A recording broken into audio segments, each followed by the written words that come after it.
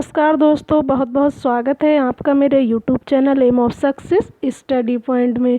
Friend, आज का जो हमने महत्वपूर्ण टॉपिक लिया है वो है लॉरेंस कोहलबर्ग का नैतिक विकास का सिद्धांत, यानी थ्योरी ऑफ मोरल डेवलपमेंट, जहाँ से हमेशा क्वेश्चन बनते रहे हैं पिछली परीक्षाओं में, चाहे वो आपका सीटेट का एग्ज़ाम हो, चाहे किसी भी स्टेट लेवल का टेट का एग्ज़ाम हो। जो भी शिक्षक पात्रता परीक्षा हुई है, यहाँ से एक दो क्वेश्चन ज़रूर पूछे जाते रहे हैं, तो काफ़ी महत्वपूर्ण टॉपिक होने वाला है ये। फ्रेंड, वीडियो थोड़ा अगर लंबा हो जाए तो कोई प्रॉब्लम नहीं है, आप उसे पूरा देखिएगा, क्योंकि कोहलबर्ग का जो सिद्धांत है वो थोड़ा लेंदी है। तो यहाँ पे पूरा सिद्धांत हमने डिटेल में एक एक चीज़ को बताने की कोशिश की है, ताकि आप एक बार अच्छे से अगर वीडियो को वॉच करेंगे तो आपको बार बार रटने की ज़रूरत नहीं पड़ेगी कि कोहलबर्ग का सिद्धांत क्या होता है। तो इसलिए वीडियो को स्टार्टिंग से लास्ट तक ज़रूर देखिएगा। तो चलिए स्टार्ट करते हैं आज का टॉपिक। जिसने भी चैनल को सब्सक्राइब नहीं किया है तो पहले चैनल को सब्सक्राइब कर लें, ताकि जो भी न्यू वीडियो है इसका नोटिफिकेशन आपको मिल जाए। इसके लिए बेल आइकन को भी प्रेस कर लीजिए। तो इसके बारे में समझते हैं, इन्होंने जो नैतिक विकास का सिद्धांत दिया है। तो नैतिकता का अर्थ क्या होता है, नैतिकता क्या होती है, तो पहले उसके बारे में जानते हैं। नैतिकता का अर्थ है यहाँ पे कि नैतिक व्यवहार जन्मजात नहीं होता है, कि कोई भी बच्चा जो जन्म लेता है तो वो नैतिक व्यवहार सीख कर नहीं आता है, तो ये जन्मजात नहीं होता है। नैतिक व्यवहार सामाजिक परिवेश से सीखा जाता है। जो भी ये नैतिक व्यवहार है वो समाज में आके सीखा जाता है। समाज में किस तरह का व्यवहार उसके आसपास हो रहा है, उन चीज़ों को देख के बच्चा अनुकरण करके सीखता है। नेक्स्ट पॉइंट है, सर्वप्रथम बालक का नैतिक विकास उसके पास पड़ोस तथा विद्यालय में होता है। जो भी अनौपचारिक साधन है विकास के वो है उसका सबसे पहले उसके पास पड़ोस, और विद्यालय में वो सीखता है नैतिक व्यवहार को। नेक्स्ट पॉइंट है, विकास की प्रक्रिया में वातावरण की महत्वपूर्ण भूमिका होती है। यानी जब बच्चा जन्म लेता है तो वो एक कोरा कागज़ होता है, वो कुछ भी सीख कर नहीं आता है। तो जो ये विकास की जो प्रक्रिया है, नैतिकता की जो प्रक्रिया है और नैतिक चीज़ें जो सीखता है वो वातावरण में आके ही सीखता है, समाज के संपर्क में आकर ही बच्चा सीखता है नैतिक व्यवहार को। तो ये था नैतिकता का अर्थ। चलिए अगले पॉइंट में जानते हैं कि ये लॉरेंस कोहलबर्ग के बारे में। तो ये अमेरिकन मनोवैज्ञानिक थे, यहाँ से भी क्वेश्चन बनते हैं कि कहाँ के रहने वाले थे। ये अमेरिका के थे, अमेरिकन मनोवैज्ञानिक थे, और इनका जो जन्म था वो 1927 में हुआ था और डेथ हुई थी इनकी 1987 में। थोड़ा महत्वपूर्ण पॉइंट लगा मुझे तो मैंने यहाँ पे ले लिया। अगले डिस्कस करते हैं, प्याजे की तरह कोहलबर्ग ने भी पाया कि नैतिक विकास कुछ चरणों में होता है।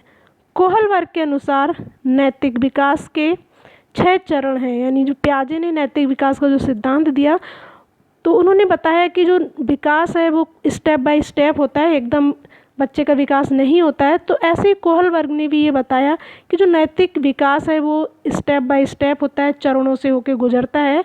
तो उन्होंने 6 चरण बताए थे और कहा कि इन्हें आसानी से पहचाना जा सकता है। इन 6 चरणों में से प्रत्येक चरण नैतिक दुविधाओं को सुलझाने में अधिक परिपूर्ण है। उन्होंने जो चरण बताए थे तो उसमें जो नैतिक दुविधा उत्पन्न होती है बच्चे के सामने, तो उन्होंने बताया कि इन चरणों में प्रत्येक चरण में जो नैतिक दुविधा होती है उसे सुलझाया भी जा सकता है।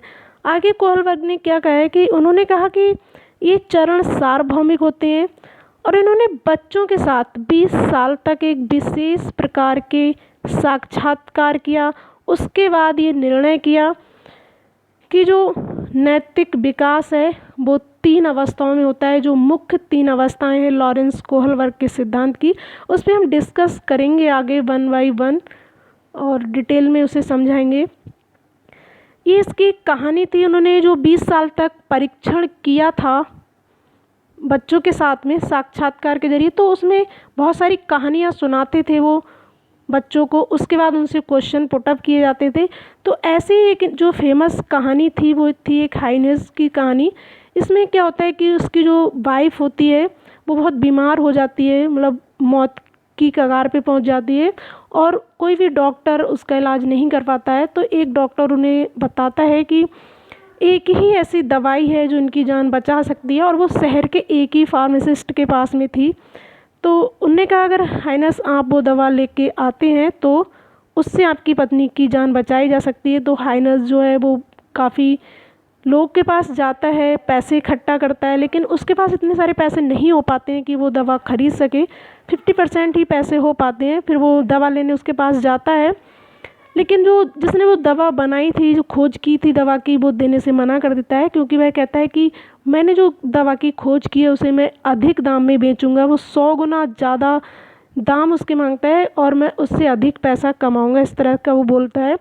तो हाइनस जो क्या करता है, एक दिन उसे अपनी पत्नी की जान बचानी है, तो वो उसकी जो दवा थी उसे चोरी कर लेता है और उसे ले आता है।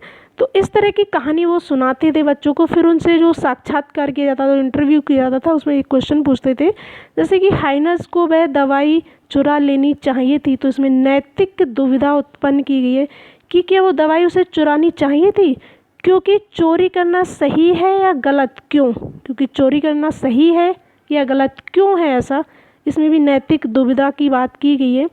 क्या दवाई बनाने वाले को जो हक है कि वो दवाई इतने महंगे दामों में बेचे?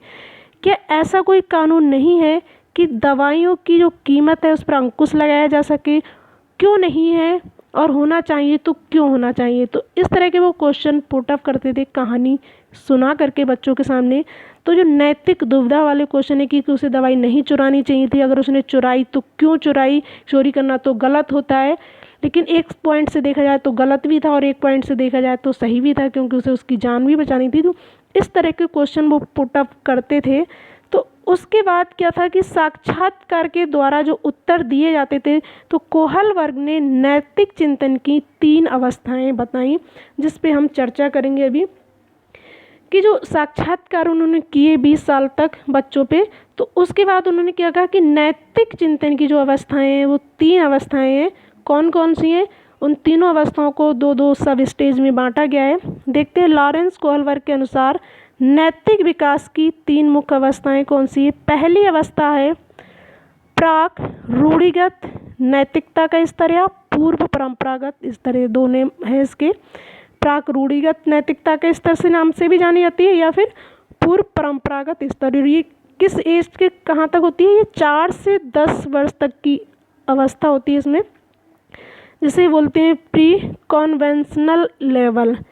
इस स्तर में ऐसे नियमों का पालन किया जाता है जिनका निर्माण अन्य द्वारा किया जाता है, सही या गलत का कोई विचार नहीं होता है। ऐसे नियम का पालन पुरस्कार पाने या दंड से बचने के लिए किया जाता है। जो पूर्व परंपरागत स्तर है 4 से 10 साल की एज तक के बच्चों में, तो उसमें उन्होंने बताया कि इसका जो निर्माण है वो दूसरों के द्वारा किया जाता है। बच्चे को नहीं पता होता है कि क्या गलत है क्या सही है, वो ये इसलिए करता है कि या तो उसे पुरस्कार मिलेगा या फिर दंड से बचने के लिए। तो इस अवस्था की जो 2 स्टेज हैं वो कौन कौन सी हैं इसे भी देखते हैं। फर्स्ट है दंड एवं आज्ञाकारी उन्मुक्ता, यहाँ पे उन्मुक्ता होगा, उन्मुक्ता यानी पनिशमेंट एंड ऑबिडियंस ओरिएंटेशन। इस अवस्था में क्या होता है कि बच्चों में दंड से दूर रहने की प्रवृत्ति पाई जाती है। बच्चे अपनों से जो बड़े माता या पिता की आज्ञा का पालन करते हैं, किसके लिए? दंड से बचने हेतु। वो नहीं चाहते कि उन्हें पनिशमेंट दिया जाए, उससे बचने के लिए वो अपने माता पिता की आज्ञा का पालन करते हैं। अगर उनकी मम्मी कहती हैं कि बेटा ये काम कर लो, कि तुम वहाँ बाज़ार तक चले जाओ थोड़ा सा सामान ले आओ, तो अगर बच्चा ले आता है तो ठीक है, अगर वो नहीं लाता है तो 2 उसके स्लैप लगा दिए जाते हैं खींच के। तो फिर अगली बार उससे कहा जाता है तो उसे नहीं पता कि मुझे सही काम के लिए भेजा जा रहा है या गलत काम के लिए। वो उनकी आज्ञा का पालन करता है, किस लिए? क्योंकि उसे दंड से बचना है। उसे ये लगेगा कि पिछली बार मैंने ऐसा काम नहीं किया था तो मम्मी ने मुझे दंड दिया था, उसके लिए मुझे पनिशमेंट किया था, तो इसलिए वो बचने के लिए उनकी आज्ञा का पालन करता है। तो ये किसके अंतर्गत आता है? पूर्व परंपरागत स्तर के अंतर्गत आता है। दंड से बचने के लिए बच्चा अपने से बड़ों की आज्ञा का पालन करता है। दूसरा पॉइंट है इसी में साधनात्मक सापेक्षवादी उन्मुक्ता, यानी इसे अहंकार की अवस्था भी कहा जाता है। इसे अहंकार की अवस्था भी कहा जाता है। इसमें बच्चे में थोड़ा सा अहंकार आ जाता है। इसमें क्या होता है, इसे इंग्लिश में बोला जाए तो इंस्ट्रूमेंटल रिलीविस्ट ओरिएंटेशन, बच्चों में पुरस्कार पाने की अभिप्रेरणा प्रबल होती है। बालक सहभागिता या प्यार, तत्कालिक पुरस्कार पाने के लिए छल योजित व्यवहार भी करते हैं। यहाँ विनिमय या अदला बदली का भाव देखा जाता है। यानी अब 4 से 10 साल की अवस्था है ये, तो बच्चा थोड़ा बड़ा हो गया है, तो उसमें अहंकार की अवस्था आ गई। इसमें झूठ बोलना, बच्चा झूठ बोल के भी काम करता है। वो उसे पुरस्कार पाना है तो वो उस चीज़ को पाने के लिए थोड़ा झूठ भी बोल देता है। उसे ये नहीं लगता कि ये गलत है या सही है, इस तरह का उसमें भाव नहीं होता है।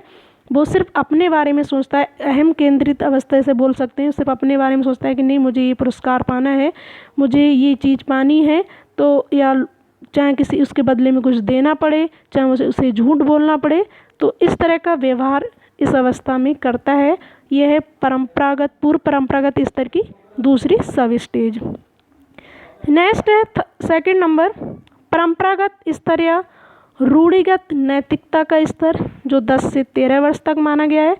कन्वेंशनल लेवल, इसमें क्या होता है कि बालक दूसरे के नैतिक मानकों को अपने में आंतरिकृत करते हैं, उन मानकों के सही गलत का निर्णय करते हैं तथा उस पर अपनी सहमति बनाते हैं तथा अपनी आवश्यकता के साथ साथ दूसरे की आवश्यकता का भी ध्यान रखते हैं। यानी बच्चा इसमें थोड़ा बड़ा हो चुका है, अब ये 10 से 13 वर्ष की अवस्था है, तो इसमें क्या करते हैं बच्चे, नैतिक मूल्य जो समाज के द्वारा बनाए गए नियम है उनका पालन करने लगते हैं। थोड़ा सही गलत का निर्णय भी लेने लगते हैं कि भाई ये जो हमें काम करने के लिए कहा जा रहा है तो ये सही है या गलत है, उस पर थोड़ा निर्णय लेने लगते हैं और उस पर अपनी सहमति भी बताते हैं कि ये सही है या नहीं है। इसकी जो अवस्थाएं हैं इन्हें भी 2 भागों में बांटा गया है। इसकी जो सब उप अवस्थाएँ हैं देखते हैं। फर्स्ट पॉइंट है परस्पर एक रूप अभिमुखता। इसमें क्या है, परंपरा को धारण करना, समाज के नियम के अनुरूप व्यवहार करना, समाज के नियम के अनुरूप नैतिकता होनी चाहिए, समाज में अनुमोदन बच्चे पाना चाहते हैं तथा उत्तम लड़का अच्छी लड़की कहलाना स्वयं को पसंद करते हैं। इसमें क्या होता है, ये सेकंड है रूढ़िगत नैतिकता का जो स्तर है, इसमें भाई बच्चे चाहते हैं कि उन्हें समाज के द्वारा प्रशंसा मिले। वो ऐसा कोई काम ना करें कि समाज के लोग उन्हें गंदा लड़का या गंदी लड़की कहें, वो कुछ भी करें वो समाज के अनुरूप हो, समाज के नियम के अनुरूप हो। और कोई अगर वो जो भी कार्य करते हैं तो समाज के जो रहने वाले लोग हैं वो उनसे कहें कि हाँ ये लड़का बहुत अच्छा है या लड़की बहुत अच्छी है, उनकी प्रशंसा हो हर बार, वो ऐसे यहाँ पे भावना रखते हैं। तो कौन सा स्तर है ये है रूढ़िगत नैतिकता का स्तर या परंपरागत स्तर, जो 10 से 13 वर्ष की आयु में होता है। सेकंड है इसका पार्ट अधिकार संरक्षण अभिमुखता। अधिकार संरक्षण अभिमुखता, इसमें क्या होता है, सामाजिक नियमों से आगे बढ़कर कानूनी नियम भी महत्वपूर्ण हो जाते हैं। अब ये उम्मीद की जाती है कि सामाजिक तथा कानूनी नियम के अनुरूप नैतिकता होनी चाहिए। अब बच्चा थोड़ा और बड़ा हो चुका है तो इसमें जो वो काम करता है वो समाज के नियमों के अनुसार तो होते हैं, लेकिन वो कानूनी जो नियम है, जो कानून बनाए गए हैं उनके अनुरूप कार्य करना चाहता है। और समाज के लोगों को भी ये उम्मीद हो जाती है कि ये बच्चा अच्छा है, ये समाज के अनुसार कार्य करेगा, जो समाज के रूल हैं बने हुए पहले से जो नियम है उनके अनुसार ही चलेगा। तो इस तरह की नैतिकता की भावना के अनुसार वो कार्य करता है इस अवस्था में। थर्ड है इसका उत्तर रूढ़िगत नैतिकता का स्तर या उत्तर परंपरागत स्तर।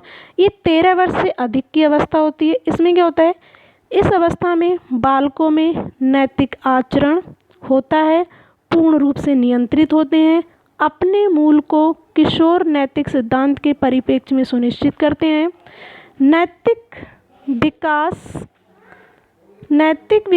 का स्तर नैतिकता का सबसे ऊंचा स्तर होता है, इसलिए वास्तविक नैतिकता भी कहते हैं। इसमें जो बच्चा क्या है वो 13 वर्ष से अधिक है और बड़ा हो चुका है, तो इस अवस्था में क्या होता है, पूर्ण रूप से नैतिकता आ जाती है। तो ये नैतिक विकास का सबसे उच्च स्तर माना गया है इसे उत्तर रूढ़िगत नैतिकता का स्तर या उत्तर परंपरागत स्तर। इसके भी 2 भाग हैं, तो उन्हें देखते हैं हम कौन कौन सा है। फर्स्ट है सामाजिक अनुबंध उन्मुखता यानी सोशल कॉन्ट्रैक्ट ओरिएंटेशन। इसमें क्या होता है, बालक उन वैयक्तिक अधिकार तथा नियम को महत्व देते हैं जो लोकतांत्रिक रूप से मान होता है। बहुसंख्यक लोगों के कल्याण के हित को महत्व दिया जाता है। मतलब इसमें क्या है, वो बच्चा बड़ा हो जाता है और वह ये नहीं चाहता कि कोई भी ऐसा कार्य हो जो समाज के हित में ना हो। वह सामाजिक नियमों का पालन करता है और जो भी कार्य हो वो लोगों के हित में हो, समाज के हित में हो, समाज के कल्याण के हित में हो, इस तरह के कार्य वो करने लगता है। थर्ड स्टेज में जो है, थर्ड स्टेज उत्तर रूढ़िगत नैतिकता का स्तर में। सेकंड पॉइंट है इसका सार्वभौमिक नीति परक उन्मुखता, यूनिवर्सल एथिकल प्रिंसिपल ओरिएंटेशन। इस अवस्था में क्या है, सार्वभौमिक नैतिक नियम को महत्व दिया जाता है। किशोर स्वयं ही नैतिक नियम को महत्व देते हैं तथा अपनी निंदा से बचने का प्रयास करते हैं। इसमें वो अपने विवेक का प्रयोग करने लगते हैं, क्या सही है क्या गलत है उसका फ़र्क करने लगते हैं। जो भी नियम बनाए गए हैं उनके महत्व को बढ़ाते हैं, सही जो होता है उसके लिए आगे बढ़ते हैं और उसमें ऐसा कार्य करने का प्रयास करते हैं कि भाई समाज ये ना कहे कि ये गलत है, समाज के नियमों के अनुरूप भी हो और सही गलत को भी वहाँ से समाज में जो गलत हो रहा है उसे भी हटाया जाए, उसके लिए भी अपने नए नियम को भी बनाते हैं। तो ये था लॉरेंस कोहलबर्ग का नैतिक विकास का सिद्धांत। कैसा लगा फ्रेंड वीडियो मेरा, प्लीज़ कमेंट करके मुझे ज़रूर बताइए। मिलते हैं नेक्स्ट वीडियो में, तब तक के लिए अपना ख्याल रखिए।